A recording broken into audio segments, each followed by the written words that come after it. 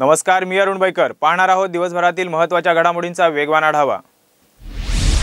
सूरनवा ध्यासनवा छोटे सूरवीर या कार्यक्रमाला प्रेक्षकांचे भरपूर प्रेम मिळाले. पण अंतिम 6 स्पर्धकांच्या अटीतटीच्या सुरांच्या खेळीत बाजी मारली ती स्वराली जाधवीने.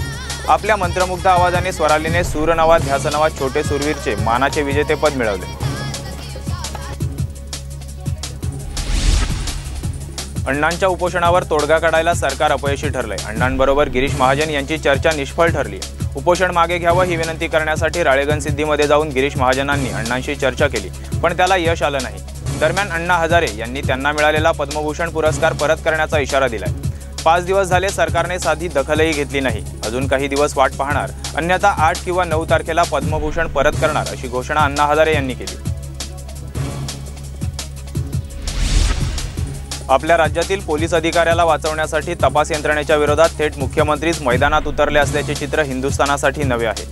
त्यामुळे राज्य सरकार विरुद्ध तपास यंत्रणा असे चित्र पश्चिम बंगालमध्ये निर्माण झाले. पश्चिम बंगालच्या मुख्यमंत्री ममता बॅनर्जी या पोलीस आयुक्त राजीव कुमार यांच्या बचावासाठी सीबीआयच्या कार्यालयासमोर धरणे आंदोलनासाठी बसले आहेत.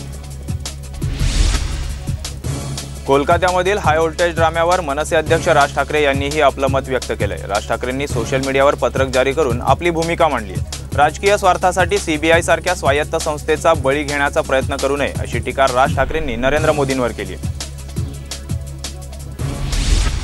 मुंबई पुणे किंवा मुंबई नाशिक प्रवास करणाऱ्या प्रवाशांसाठी आनंदाची बातमी आहे. मुंबईहून नाशिक किंवा पुणे प्रवासासाठी विशेष लोकल ट्रेन तयार करण्यात आल्या. खास करून घाटात धावण्यासाठी बनवलेली ही लोकल मुंबईत दाखल झाली. कर्जत ते लोणावळा आणि कसारा ते नाशिक या स्थानकांमधील घाटात धावण्यासाठी ही खास लोकल तयार करण्यात आली आहे. अधिकची क्षमता, शक्ती आणि ब्रेकिंग पॉवर या लोकलमध्ये देण्यात आली आहे. बंबरडियर लोकलमध्ये जिथे 16 ब्रेक असतात, या लोकलमध्ये 32 ब्रेक असणार आहेत. पुण्यात आयोजित करण्यात आलेल्या वर्ल्ड स्काउट फेस्टिवलमध्ये केंद्रीय मंत्री स्मृती इराणी यांनी आपल्या राजकीय कारकिर्दीविषयीचा एक महत्त्वाचा निर्णय सर्वांसमोर मांडलाय. प्रधान सेवक असा नरेंद्र मोदींचा उल्लेख करत सक्रिय राजकारणातून ते जेव्हा निवृत्ती घेतील त्याचवेळी आपण हे राजकीय वर्तुळातून निवृत्त होणार असल्याचं त्यांनी या कार्यक्रमात स्पष्ट केले. पुणे शहरातील पूर्व भागात मुंडवा केशवनगर भागातील रेणुका मंदिर परिसरात एक बिबट्या आढळून आल्याने खळबळ उडाली होती. या बिबट्याने 4 ते 5 लोकांवर हल्ला केला होता. दरम्यान अग्निशमन दलाचे बचाव पथक, वन विभाग, कात्रज येथील प्राणी संग्रहालयाची टीम यांनी संयुक्त कारवाईद्वारे जाळी टाकून बिबट्याला पकडले. काहींच्या घरात 25 वर्षे सत्ता होती तरीही त्यांनी काहीच केले नाही. माझे वडील खासदार होते म्हणून मला खासदार करा असेही काही लोक म्हणतात.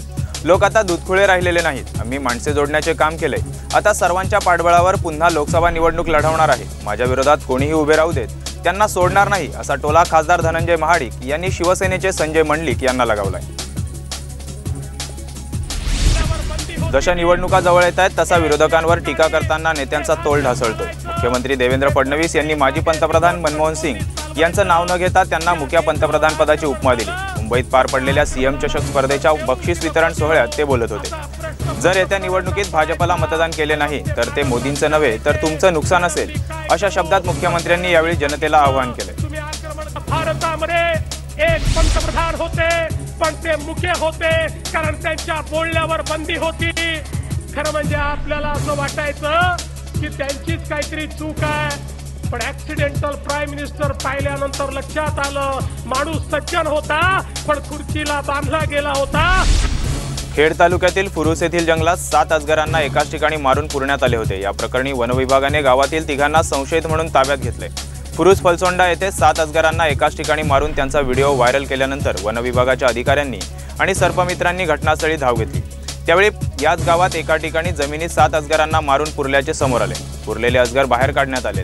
त्यामध्ये 11 फुटांच्या 2 माद्या आणि सुमारे 10 फूट लांबीच्या 5 नर अजगरांचा समावेश आहे.